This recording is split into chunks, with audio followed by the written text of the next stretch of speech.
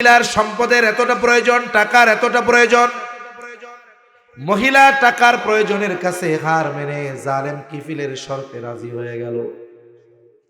নির্ধারিত দিনে জালেম কিফিল ওই মহিলার বাড়িতে হাজির। হাদিসের মধ্যে এসেছে জালেম কিফিল সে তার জেনা করার জন্য পরিপূর্ণ প্রস্তুত, একেবারে সে জেনার জন্য প্রস্তুত, কিন্তু মহিলা থরথর করে কাঁপে আর কান্না করে। একজন গেছে ফুর্তি করার জন্য, আনন্দ করার জন্য, আর একজন কান্না করতেছে। এবার কিফিল মহিলাকে বলে, মহিলা তুমি কাঁপো কেন, কান্না করো কেন? আমি কি তোমাকে জোর জবরদস্তি করেছি নাকি?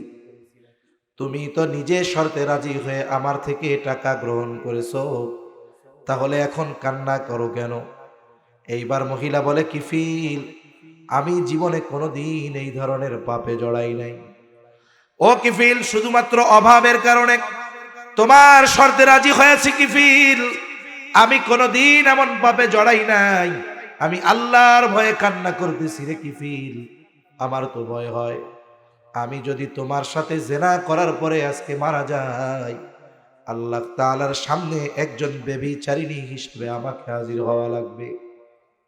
কিফিল বলে, কোনোদিন করো নাই? বলে না। তাহলে রাজি হইছো কেন? বলে অভাবের কারণে। ভয় পাইতেছো কেন? বলে আল্লাহর ভয়ে, আল্লাহর ভয়ে। এতটুকু কথা কিফিলের অন্তরে পৌঁছায় গেছে। বলে কিফিল কেমন জালেম? বলে এমন কোনো পাপ নাই সে করে নাই। মহিলা স্মরণ করে দিছে আল্লাহর ভয়ে কান্না করি। হয়তো কিফিল এবার চিন্তা করে, আহারে আমার জীবনে এমন কোনো পাপ নাই আমি করি নাই, আর মহিলা এখনো পাপ করে নাই।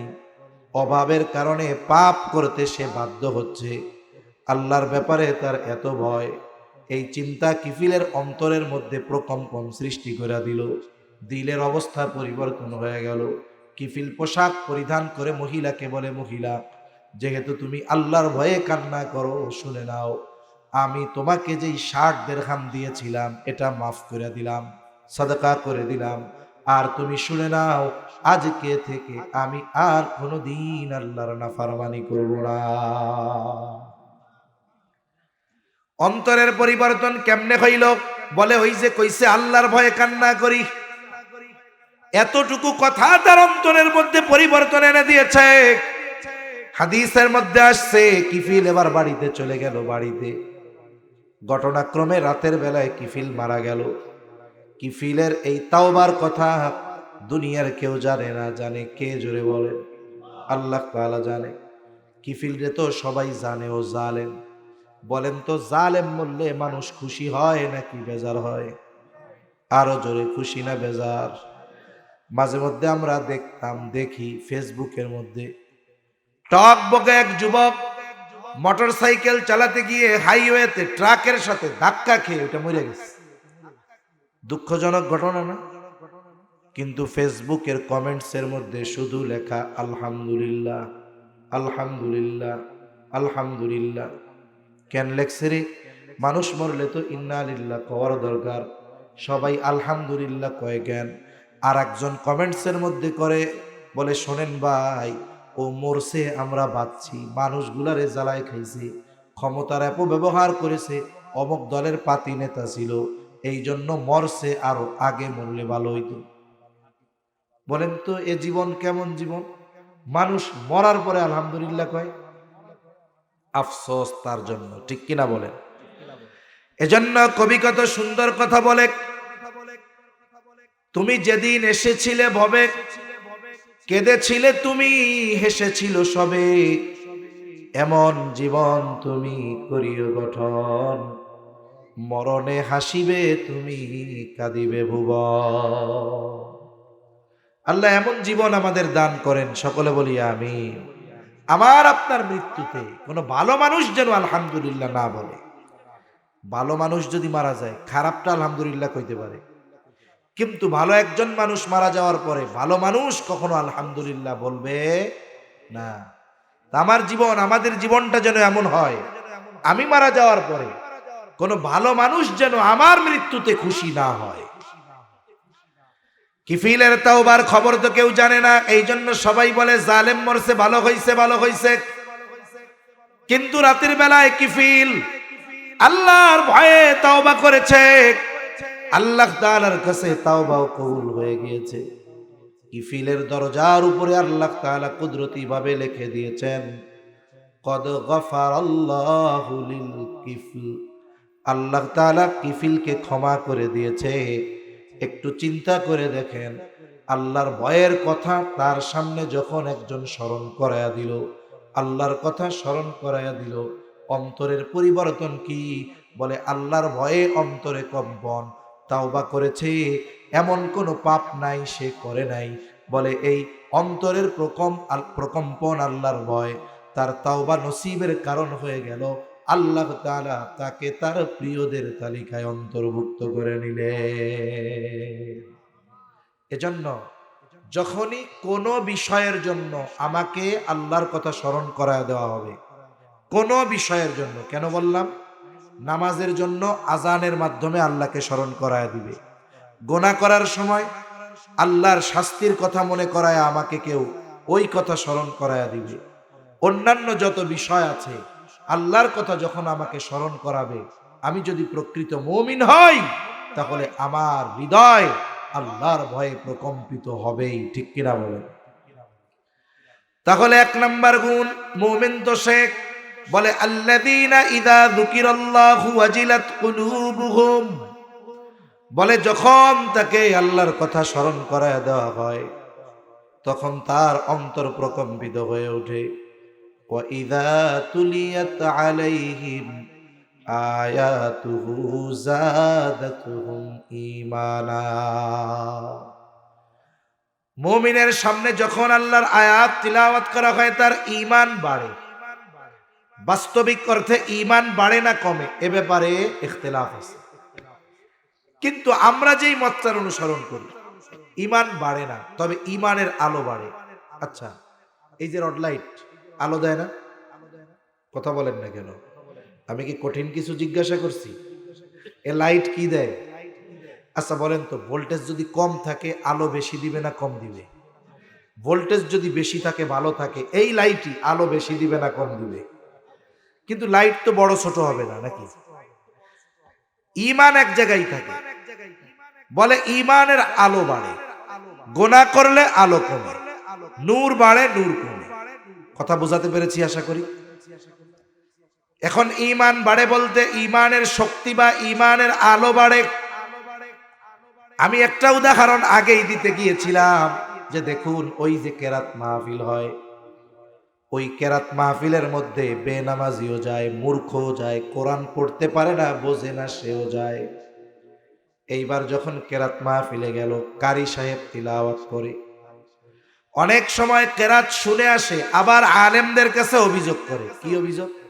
আইসা কয়, হুজুর আজকে গেছিলাম কক্সবাজার কেরাত সম্মেলনে, তো হুজুর কোরআন শরীফ যা পড়ে ওনরা, কিন্তু একটা হুজুরেরও মুখে দাড়ি নেই। মানে আন্তর্জাতিক কিছু কারি আছে না, একেবারে সফান সফা, একবারে পুরো ক্রেপ, একটুও মুখের মধ্যে দাড়ি উঠতেই দেয় না। আমার মনে হয় কিছু কারি সাহেব আছে, ও সকাল দুপুর 3 বেলা ভাত না খাইলেও 2 বেলার কমে ও শেভ করে না। এইবার আইসা কয় যে হুজুর তিলাওয়াত যা করছে, কলিজা ছিড়া নিয়ে গেছে, কেমন জানি মুখে দাড়ি নেই। এর দ্বারা একটা বিষয় ভালোই লাগে, যে আমাদের দেশের সাধারণ মানুষ, একজন আলেম, একজন কারি সাহেব, একজন মুয়াজ্জিন, একজন ইমাম, একজন মাদ্রাসার শিক্ষক, একজন ওয়াইজ, তার দাড়ি থাকবে না, মসজিদের ইমাম দাড়ি থাকবে না, এটা হতে পারে না। এটা মেনে নেয় না আমাদের দেশের লোক। আমরা বহির্বিশ্বের সফরে অল্প স্বল্প কিছু জায়গায় যাওয়া হয়েছে, অনেক জায়গায় দেখছি যে দাড়ি ছাটানোই, একবারে দাড়ি নাই বললে চলে। ওই সব দেশে কোনো কিছু মাইন্ড করে না। কিন্তু আমাদের দেশে কি হবে, মনে করেন অনেক মানুষ আছে শেভ করে, দাড়ি নাই, কিন্তু 5 ওয়াক্ত নামাজ পড়ে, আছে না নাই? যাদের দাড়ি নাই আল্লাহ রাখার তৌফিক দান করেন, বলি আমিন। অনেক দাড়িবিহীন মানুষ আছে, তাকওয়ার দিক দিয়ে আমার আপনার চাইতে অনেক উপরে। আল্লাহ এই সমস্ত ভাইদের নবীর এই সুন্নাত দাড়ি রাখার তৌফিক দান করেন, বলি আমিন। এখন ওই দাড়িবিহীন লোকটা সকালবেলায় মসজিদে গেছে ফজরের নামাজ পড়তে।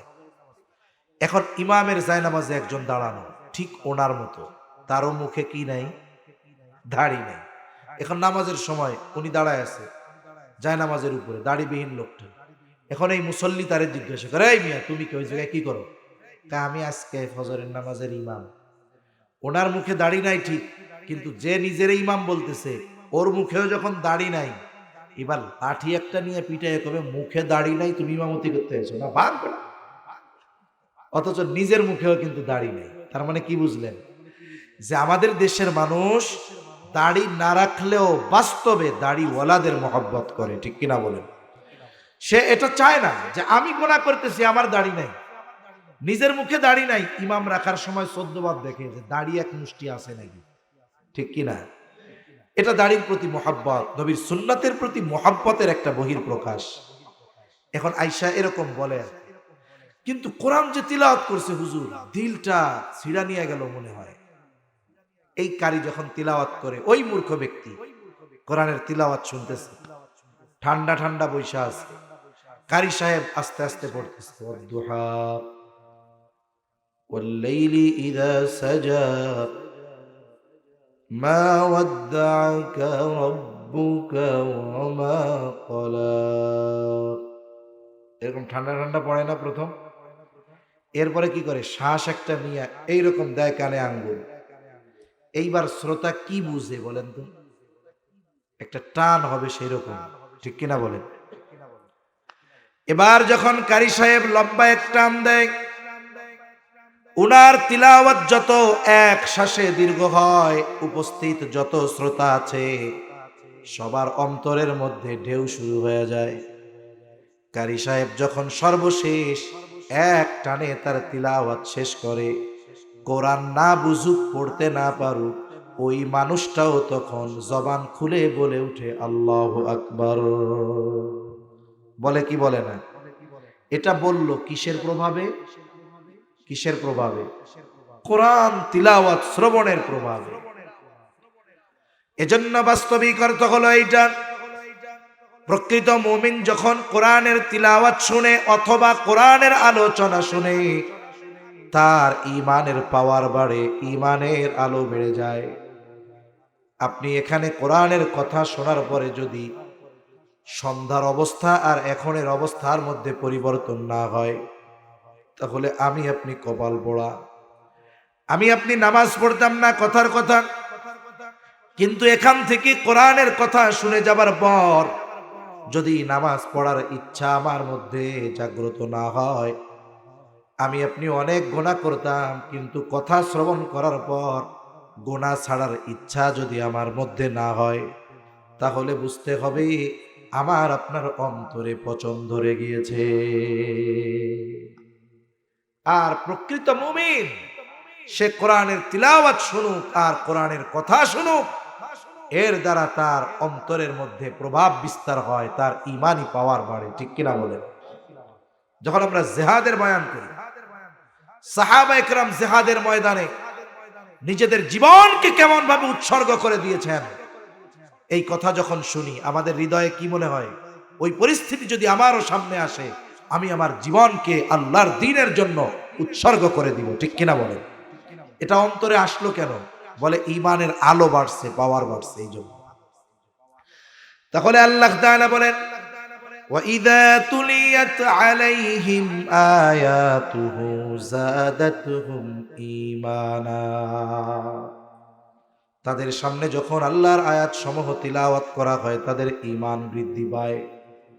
3 নাম্বার গুণ আল্লাহ তাআলা বলেন, وَعَلَى رَبِّهِمْ يَتَوَكَّلُونَ। প্রকৃত মুমিন সর্ব অবস্থায় ভরসা করে কার উপরে? সাহাবায়ে কেরামের যে তাওয়াক্কুল, নবী রাসূলদেরটা তো সুপার স্পেশাল। ওই পর্যায়ের তাওয়াক্কুল অর্জন করা আমাদের জন্য অসম্ভব। সাহাবায়ে কেরামের সমপরিমাণ তাওয়াক্কুল অর্জন করা অসম্ভব।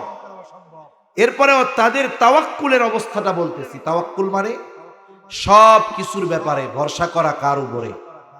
আবার মনে রাখবেন, আল্লাহ রাসূল সাল্লাল্লাহু আলাইহি ওয়াসাল্লাম তাওয়াক্কুলের উসুল বলে দিয়েছেন। আপনি যদি এই কথা চিন্তা করেন যে আগুন ধরছে ওইখানে, আমি আগুনের মধ্যে যাই, আল্লাহ ভরসা। আপনি আগুনের মধ্যে ঝাঁপ দিয়া যদি কোন আল্লাহ ভরসা, কাজ হবে?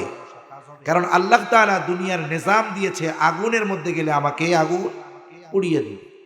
এজন্য নবী বলেন, তোমরা তোমাদের উট গাছের সাথে বাঁধবা, সাথে সাথে আল্লাহর উপরে ভরসা করবা। এজন্য আপনি সমুদ্রে ঝাঁপ দিয়া যদি কোন আল্লাহ যা করে, সাঁতার পারি না তাতে কি, এটা আত্মহত্যার শামিল হবে, এটা করা যাবে না। তবে সেই মানের তাওয়াক্কুল যারা অর্জন করতে পেরেছে, আমরা যদি ওই মানের তাওয়াক্কুল অর্জন করতে পারতাম, পৃথিবীর অনেক কিছু আমাদের জন্য সহজ এবং সম্ভব হয়ে যেত। আসমান থেকে সরাসরি সাহায্য আমাদের জন্য নেমে আসতো। যেমন বদরের জিহাদে মুসলমানদের সংখ্যা 313, কয়জন জোরে বলেন? কাফেরদের 1000, কত বলেন? 1000 সশস্ত্র কাফের, আর মুসলমানদের নিরস্ত্র 313 জন।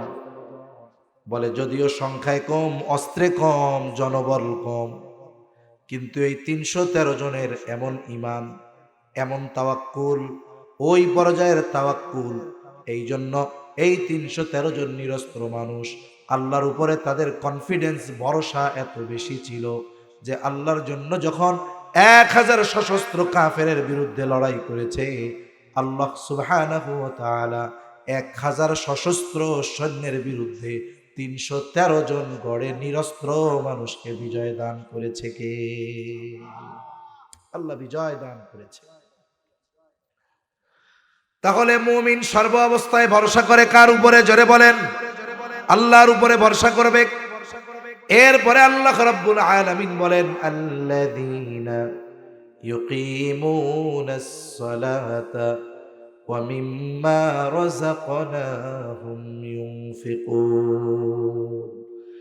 এখন অনেক মুমিন আছে আল্লাহকে বিশ্বাস করে, নবীকে বিশ্বাস করে, কিন্তু নামাজ পড়ে না। এই বেনামাজি মুমিন আছে না নাই? আরো জোরে আছে না নাই? আমরা সবাই তো খাঁটি মুমিন হতে চাই। খাঁটি মুমিন হতে চাই কি চাই না? আরে শুনেন, খাঁটি মুমিন যদি হওয়া যায়, শুধু কি আখেরাতে লাভ, দুনিয়ায় লাভ আছে না নাই? একটু পরেই বলি, যদি খাঁটি মুমিন হই লাভ। আসলে আমাদের চিন্তাধারার মধ্যে পছন্দ ধরছে, আমরা মনে করি যে নামাজ রোজা ইসলাম মেনে চলা, এর দ্বারা মনে হয় শুধু আখেরাতে ফায়দা পাওয়া যাবে। না না, আমার ব্যক্তিগত জীবনে, আমার পারিবারিক জীবনে, আমার সামাজিক জীবনে, আমার রাষ্ট্রীয় জীবনে যদি ইসলাম প্রতিষ্ঠা হয়ে যায়, আল্লাহর কসম, এর সুফল সমাজের প্রত্যেকটা মানুষ ভোগ করবে। ঠিক কিনা বলে? কিন্তু আমরা বুঝি, কিন্তু ইসলাম চাই না। ব্যক্তিগত জীবনে ইসলাম মানি না আমরা, আর রাষ্ট্রীয় জীবনে ইসলাম চামু। আমি নামাজ পড়ি না, আমি চাবো যে চুরি করলে হাত কাটা যাক। অবস্থা আমাদের এরকম।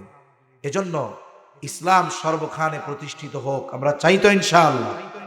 সব জায়গায় ইসলাম প্রতিষ্ঠিত হোক, এটা যদি বাস্তবে চাই, প্রথম আমাকে নিজেকে পরিপূর্ণ ইসলামের মধ্যে ইনক্লুড হতে হবে, অন্তর্ভুক্ত হতে হবে। এর নির্দেশ কার? কিন্তু আফসোস, নিজে ইমানদার দাবি করে নামাজ পড়ে না, এটা দুঃখের বিষয়। এজন্য আগের থেকে যেখানে কথাটা আসলো বলি, ইসলামী যুব কল্যাণ পরিষদ, তার মানে এই পরিষদটা বা এই সংগঠনটা যুবকদের দ্বারা পরিচালিত। আমার যুবক ভাইদেরকে আমি বলবো, শুনুন, আগামী বিশ্বের নেতৃত্ব আপনাদের দিতে হবে। আপনি হয়তো জানেন না, আপনি চিন্তা করতেছেন আজকে যেই যুবক পড়তেছে রামু কলেজে বা স্কুলে অথবা কোনো মাদ্রাসায়, ও যে আগামী দিন এদেশের নেতৃত্ব দিবে না, এর কোনো নিশ্চয়তা আছে? আল্লাহ চাইলে এই বাংলাদেশের এক প্রান্ত, কক্সবাজারের রামু থেকে নিয়ে বাংলাদেশের শাসন কার্য পরিচালনার দায়িত্ব তার হাতে তুলে দিতে পারেন কি পারেন না? নিজেকেও গড়ে তোলা দরকার ওই রকম। সেজন্য আমার যুবক ভাইদের প্রতি অনুরোধ থাকবে যে আপনারা শুধু একটা মাহফিল দিয়েই দায়িত্ব শেষ করবেন না, ইসলামকে শুধু মাহফিলের মধ্যে সীমাবদ্ধ রাখবেন না। আপনাদের এলাকার মধ্যে, এরিয়া যতটুকু আপনাদের, কমপক্ষে এই এরিয়ার মধ্যে সর্বত্র ইসলাম প্রতিষ্ঠার প্রচেষ্টা আমার যুবক ভাইয়েরা যদি করে, ইনশাআল্লাহ একটা ইসলামী পরিবেশ এখানে হতে পারে কি পারে না? এলাকার সব যুবক যদি আমার মা বোনদেরকে এই কথা উদ্দেশ্য করে বলে যে অন্য এলাকার কথা দূরে থাকলো, আমার এলাকার যত নারী পুরুষ আছে, এরা নারী আছে, এরা কেউ বেপরদায় চলতে পারবে না। আমার এলাকার মধ্যে কোনো দোকানের মধ্যে টেলিভিশনে নাচ গান চলবে না। আমাদের এলাকার মধ্যে কোনো বিবাহকে কেন্দ্র করে মাইকে গান বাজতে পারবে না। আমার এলাকায় কোনো অনইসলামিক কার্যক্রম চলতে পারবে না।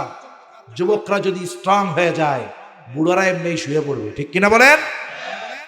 কিন্তু আমার যুবক ভাইদেরকে উদ্বুদ্ধ করার মতো লোক নাই, এদেরকে বলার মতো লোক নাই, এদের মধ্যে যে আগামীর নেতৃত্ব দেওয়ার সম্ভাবনা লুকিয়ে আছে, এটা ওদেরকে বলার মতো, বোঝানোর মতো কেউ নাই। এজন্য আমার যুবক ভাইদের প্রতি অনুরোধ থাকবে, আপনারা যদি দ্বীনের উপরে চলে আসেন, কারণ যেই সমাজের যুবকরা ভালো হয়ে যায়, ওই সমাজের সব কিছু ভালো হয়ে যায়, ঠিক কিনা বলো?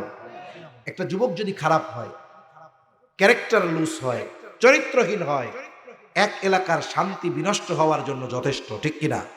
কিন্তু আমার যুবকরা যদি নামাজি হয়ে যায়, একটু চিন্তা করেন তো, কল্পনায় যে আপনার সমাজটা, রাষ্ট্রের কথা থাকলো, পাশের এলাকার কথা থাকলো, আপনার মহল্লার কথাই চিন্তা করেন।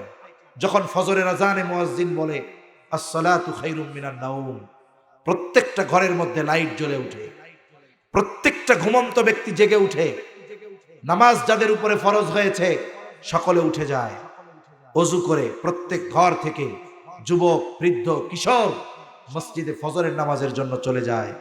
অপর দিক দিয়ে প্রত্যেকটা ঘরে মা বোনেরা ঘুম থেকে উঠে তারা নামাজ আদায় করে, ঘরের বাহির পরিষ্কার করে, কিছু কোরআন তিলাওয়াত করে, আর পুরুষেরা মসজিদে কিছু তিলাওয়াত করে, তাসবিহ তাহলিল পাঠ করে বাহিরে এই রাস্তা দিয়ে হাঁটে।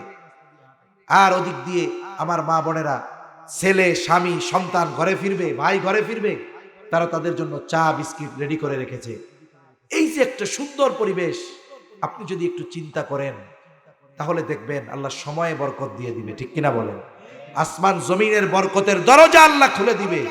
কিন্তু আফসোস, আজকে আমাদের বিনা কারণে আমাদের সকাল হয় 11টায়। মসজিদগুলা এমনও হয় এক মহল্লায় 100 ফ্যামিলির উপরে আছে, কিন্তু ফজরের নামাজে ইমাম আর মুয়াজ্জিন পেছনে দাঁড়াইতে পারে না। মানে মুসল্লি হইছে কে? বলে ইমাম আর মুয়াজ্জিন, আর কেউ নেই, পাশাপাশি দাঁড়ায় নামাজ পড়া লাগে। যেই জাতির ফজরের নামাজে মুসল্লির অবস্থা ওই রকম, ওই জাতি গোটা পৃথিবীব্যাপী নির্যাতিত হবে না, এটা কিভাবে হতে পারে? এটাই আমাদের তাকদীরে ছিল। এজন্য আমাদের উচিত এই ধরনের সমাজ ব্যবস্থা প্রতিষ্ঠার চেষ্টা করা, ঠিক কিনা বলেন? মনে রাখবেন, আপনাকে আমাকে আল্লাহ তাআলা কথা বলবে না যে তুমি কেন গোটা বাংলাদেশে ইসলাম প্রতিষ্ঠা করতে পারো নাই, কিন্তু আপনি আপনার এই সমাজের অধিপতি। এই সমাজে যদি আপনি দ্বীন প্রতিষ্ঠার প্রচেষ্টা না করেন, এর জবাবদিহিতা আল্লাহর কাছে আছে না নাই? আছে। এজন্য আমার যুবক ভাইদেরকে অনুরোধ করব, মাহফিলের সাথে সাথে এই বিষয়গুলো একটু চেষ্টা করেন, এই কয়েকটা করেন।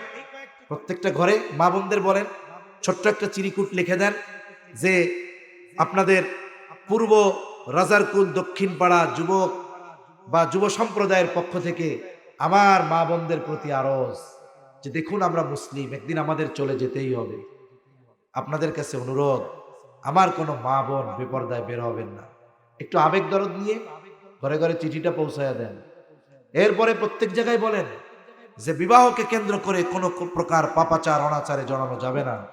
কোথাও যদি হয়, এই 50 জন যুবক মিলা যদি ওই বাড়ির সামনে দাঁড়ায় যে এই বাড়ি বিবাহ উপলক্ষে গান হবে, নাচ গান হবে, আমরা হতে দেব না, কে আছে বাপের বেটা ওদের সামনে দাঁড়াবে? আছে কেউ? তাহলে আমরা শুধু চিন্তায় বসে আছি যে কখন রাষ্ট্রীয়ভাবে ইসলাম প্রতিষ্ঠা হবে। আরে মিয়া, ইসলাম প্রতিষ্ঠা হলে এই মানুষগুলো যে ইসলাম যেন মেনে নেয়, এজন্য তাদের তৈরি করতে হবে না? ফিল্ড তৈরি করা লাগবে না? এজন্য এখন থেকেই আমরা চেষ্টা করবো, আল্লাহ তৌফিক দান করুন। এমন যেন হয় যে আজকে মাহফিলের পরে আগামী দিন ফজরে যেন মুসল্লি বাড়ে, সময়ের সাথে সাথে যেন মসজিদে নামাজি বাড়ে। যদি না বাড়ে, আমি বলবো এ মাহফিল গতানুগতিক একটা মাহফিল হবে, সাধারণ কিছু উপকার ছাড়া কষ্ট আর শ্রম বেশি হবে, কিন্তু বাস্তবিক উপকার যেটা, সেটা আমরা মাহরুম থাকবো, সেটা থেকে আমরা মাহরুম থেকে যাব।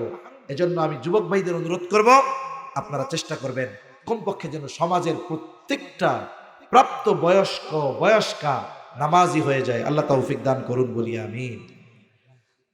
তাহলে প্রকৃত মুমিন হওয়ার জন্য আল্লাহ এরপরে বলেন, আল্লাযীনা ইউকিমুনাস সালাতা ওয়া মিম্মা রাযাকনাহুম ينفقون প্রকৃত মুমিন যারা বলে তারা নামাজ প্রতিষ্ঠা করে, নামাজ কায়েম করে, বলে আপনি রাষ্ট্রের প্রধান নয়, আপনি পরিবারের প্রধান, আপনার পরিবারে নামাজ কায়েম করার দায়িত্ব আপনার। আপনি অভিভাবক, আপনার অধীনস্থ যারা তাদেরকে নামাজি বানানোর দায়িত্ব আপনার। আবার দেখুন, পরিবারের সবাই যদি নামাজি হয়ে যায়, অভিভাবক যদি নামাজি হয়ে যায়, তাহলে তার রিজিকে বরকত দেওয়ার প্রতিশ্রুতি দিয়েছেন কে? জোরে বলেন। আল্লাহ তাআলা বলেন, ওয়া'মুর আহলাকা বিস-সালাতি ওয়াসতাবির আলাইহা লা নাসআলুকা রিজকা নাহনু নারযুকুকা ওয়াল আকিবাতু লিত-তাকওয়া। আল্লাহ তাআলা বলেন, তোমার অধীনস্থদেরকে নামাজের আদেশ দাও, ওয়াসতাবির আলাইহা, তুমিও তার উপরে অটল থাকো, তার মানে তুমিও নামাজি হয়ে যাও। তার মানে আমি নামাজি, ঘরের মানুষ নামাজি, কি হবে? আল্লাহ তাআলা বলেন, বান্দারে, লা নাসআলুকা রিজকা, আমি আল্লাহ তোমার কাছে রিজিক চাই না, বরং তুমি নামাজি, ঘরের মানুষ নামাজি, কি হবে? নাহনু নারযুকুকা, তোমরা নামাজি হয়ে যাওয়ার কারণে আমি আল্লাহ তোমাদের রিজিক দিয়ে দিব। তার মানে আল্লাহ তাআলা বরকতময় রিজিক দিবেন। পরিমাণ বেশি হলেই এর মধ্যে বরকত থাকে না, বরং পরিমাণ কম হলেও এর মধ্যে বরকত দিতে পারেন কে? আচ্ছা, আপনাদের এলাকার মসজিদের ইমাম সাহেবদের বেতন কেমন? 50,000? হ্যাঁ, 6,000 টিয়া? এটা কেমনে কইলেন? এটা তো বলার ক্ষেত্রেও লজ্জা থাকার দরকার ছিল। একজন ইমাম, আপনার আমার জীবনের সবচাইতে বড় গুরুত্বপূর্ণ ইবাদত আমি যার উপরে চাপায়া দিয়েছি, তার বেতন দৈনিক 200 টাকা। বলেন তো, এই সমাজে 200 টাকা দিয়ে আধা বেলার জন্য জমিনে কামলা নিবেন আছে? কত লাগে? 500 কমে নাই, ও জমিনেই হাত দিবে না। একটু চিন্তা করেন তো, আমাদের ইমামদের বেতন দেওয়া হয় 6,000, 8,000, 10,000ই ধরলাম, হয়তো কি দেন, 3 বেলা খাবার পাঠান, এই তো। কিন্তু এই 10,000 টাকায় একটা ফ্যামিলি 4 জন সদস্য যদি হয়, চালানো অসম্ভব, ঠিক কিনা? এরপরেও আপনার আমার মসজিদের ইমাম 8, 10,000, 12,000 টাকা বেতন দিয়ে তার 6 সদস্যের ফ্যামিলি চালাচ্ছে, কেমনে চলে? আসলে আল্লাহ তাআলা এনাদের আয়ে বরকত দিয়েছে। আবার অনেকেই বরকতের কথা সুযোগ মনে করে ইমাম বেতন বাড়াইতে কইলেই কয়, হুজুর আপনার তো বাড়ানোর দরকার কি, আপনার বেতনে বরকত আছে। কথা সত্য, মতলব খারাপ। কথা সত্য, মতলব খারাপ, মানে বেতন বাড়াবে না। কিন্তু এই অল্প দিয়ে চলে কেমনে, আমি এটা বলতেছি। এই পৃথিবীতে আপনি কোনো ইমাম পাবেন না যে প্রকৃতপক্ষে দিনদার ইমাম, যে ওই ইমামের ঘরে তার ওয়াইফ বেনামাজি। পাওয়া যাবে? পাওয়া যাবে? পাওয়া যাবে না। এ সমাজে অনেক হাজি নামাজি মসজিদের সভাপতি, একটা দুইটা নয়, হাজার হাজার পাওয়া যাবে। সে তসবিহ টিপতে টিপতে আঙ্গুল বোথা বানায় ফেলছে, কিন্তু ওর বউ নামাজ পড়ে না। আছে না নাই? চেহারা অনাবৃত করে একেবারে রামু ফুটবল চত্বরে গিয়ে তাকায় থাকে, মার্কেটিং করে। আছে না নাই? তাহলে ইমাম সাহেব বলে তার ঘরে স্ত্রী বেনামাজি নয়। আপনি কোন ইমাম সাহেবের মা বাবাকে বেনামাজি পাবেন না, ইমামের ঘরের সন্তানগুলোকে বেনামাজি পাবেন না। বরং ওই ঘরে যদি 2 বছরের ল্যাংটা একটা বাচ্চাও থাকে, ও ওর মা বাবার সাথে আল্লাহর কুদরতি কদমে সেজদা দেয়। এই জন্য ইমাম অল্প পরিমাণ বেতন পাওয়ার পরেও আল্লাহ তাআলা এর ভিতরে বরকত দেয় কেন? বলে ইমাম শুধু একা নামাজি নয়, ইমামের ঘরের সবাই নামাজি। শুধুমাত্র এই কারণে আল্লাহ তাআলা বলেন, নাহনু নারযুকুকা, তুমি নামাজি, ঘরের মানুষ যদি নামাজি হয়ে যায়, আল্লাহ তাআলা বলেন আমি তোমারে রিজিক দিব। তার মানে আমি যেই রিজিক দিব সেটা হবে বরকতময় রিজিক, যদিও সেটা পরিমাণে কম দেখা যায়, কিন্তু ওইটা দিয়ে প্রয়োজন মেটানোর ব্যবস্থা করবেন কে? সেজন্য প্রকৃত মুমিন জান্নাতের মালিক। এজন্য আল্লাহ যাদেরকে সম্পদ দিয়েছে তারা দিনের কাজে ব্যয় করবে, সাথে সাথে এই যে শীত দেখবে যে কোনো প্রতিবেশী পোশাকের জন্য কষ্ট পাচ্ছে কিনা। এই যে রোজার মাস আসতেছে, সে চিন্তা করতেছে যে আমি রোজার প্রস্তুতি এখন থেকে নেই, আগের থেকে ছোলা ডাল বুট কিনা রাখি। আপনি হয়তো ইফতারের সময় 10 প্রকার খাবার আপনার সামনে, একটা মানুষ রোজা রেখে 2 গ্লাস শরবত খাওয়ার পর 10 প্রকারের ইফতার খাইতে পারে না, ঠিক কিনা বলেন? কিন্তু চোখ তো ভরে না, তাকায় দেখে সব আছে, তরমুজ নেই, কই যে হ্যাঁ রে, তরমুজ থাকলে ভালো হইতো রে। আপনি 12 প্রকারের ইফতার নিয়ে বসেছেন, আর হয়তো আপনার পাশে আর এক রোজাদার, সে হয়তো পান্তা ভাত আর মরিচ পেঁয়াজ আর লবণ নিয়ে বসছে ইফতার করার জন্য, আছে না নাই? এজন্য আমরা আমাদের প্রতিবেশীর দিকে খেয়াল রাখবো। আমার পরিবারের জন্য ব্যয় করার সাথে সাথে আমি এই গরিব দুঃখী অসহায়দেরকেও সহযোগিতা করব। তাহলে এই যে আল্লাহর দেওয়া রিজিক থেকে ব্যয় যদি করি, এই 5টা গুণ যদি অর্জন করা যায়, বলে এই 5 গুণ যেই মুমিনের মধ্যে থাকবে, 1 নাম্বার কি? আল্লাহর কথা যখন তার সামনে স্মরণ করানো হয়, হৃদয় প্রকম্পিত হয়ে ওঠে। আল্লাহর আয়াত যখন তিলাওয়াত করা হয়, তার ইমানের নূর বেড়ে যায়। সর্ব অবস্থায় সে আল্লাহর উপরে ভরসা রাখে, বিপদ আপদ মুসিবত সবকিছুতে সে নামাজ প্রতিষ্ঠা করে, নামাজি মুসল্লি, নিজেও ঘরের মানুষকেও। 5 নম্বর, আল্লাহ যতটুকু দিয়েছে তার সামর্থ্য অনুযায়ী সে দান সদকা করে। এই আয়াতগুলোর আলোকে আল্লাহ তাআলা বলেন, কোন মুমিনের মধ্যে যদি এই 5 গুণ থাকে। আচ্ছা, আপনাদের এই কক্সবাজার থেকে হানিফ পরিবহন আছে না? একটা হলো হানিফ এন্টারপ্রাইজ, ওইটার নামও হানিফ, আর একটা হলো হানিফ পরিবহন। হানিফ পরিবহন যে হানিফ, কত এটা 1 নম্বর না 2 নম্বর? গাড়িতে কি লেখা থাকে?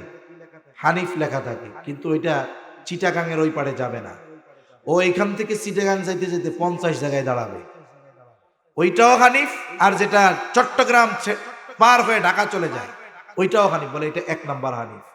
সমাজে মুমিন অনেক আছে, কিন্তু খাঁটি মুমিনের কোয়ালিফিকেশন কি, তার যোগ্যতা কি, গুণাবলী কি, আল্লাহ তাআলা এগুলো উল্লেখ করার পরে বলতেছেন, ইমামদারদেরকে এই গুণগুলো উল্লেখ করার পরে বলতেছেন, শোনো, যেই মুমিন এই গুণে গুণান্বিত সে সাধারণ মুমিন না।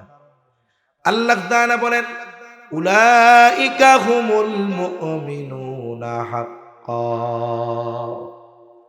যেই মুমিন এই গুণগুলোই গুণান্বিত সে হলো প্রকৃত মুমিন। বলেছেন কে? আরো জোরে বলেন কে? এখন প্রকৃত মুমিন আল্লাহ তাআলা তার জন্য স্পেশাল কিছু সুযোগ দিয়েছেন, খবর দিয়েছেন। প্রকৃত মুমিনের ফ্যাসিলিটি কি আল্লাহ তাআলা এই আয়াতগুলোর আলোকে বলেন। প্রকৃত মুমিন যে, 1 নাম্বার, তার ব্যাপারে আল্লাহ তাআলা বলেন, লাহুম দারাজাতুন ইনদা রাব্বিহিম।